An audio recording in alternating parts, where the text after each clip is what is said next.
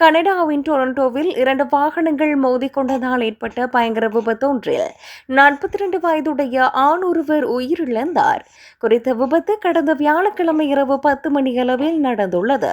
Scarborough பகுதியில் செபட் avenue east மற்றும் வான் drop தெருக்கு அருகில் இந்த விபத்து நடந்ததாக போலீசார் தெரிவித்துள்ளனர். செபட் அவென்யூ ஈஸ்டில் வடக்கு நோக்கி சென்று கொண்டிருந்த ஒரு வாகனம் மையக்கோட்டை தாண்டி மற்றொரு காரின் மீது நேருக்கு நேர் மோதியதால் விபத்து ஏற்பட்டுள்ளது. இதனையடுத்து அவசர கால மீட்புக் குழுவினர் உடனடியாக சம்பவ இடத்திற்கு விரைந்துள்ளனர்.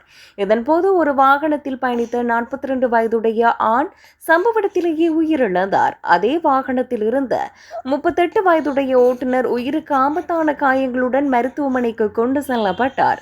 இதேவேளை மற்ற வாகனத்தின் ஓட்டுநரான 32 வயதுடைய பெண் மற்றும் 49 வயதுடைய ஆண் ஆகிய இருவரும் பலத்த காயங்களுடன் மருத்துவமனைக்கு கொண்டு செல்லப்பட்டனர். காயமடைந்த மூவரும் தொடர்ந்து மருத்துவ கண்காணிப்பில் உள்ளனர்.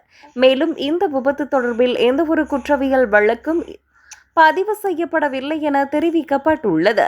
இந்நிலையில் சம்பவம் தொடர்பான மேலதிக விசாரணைகளை போலீசார் மேற்கொண்டு வருகின்றனர்.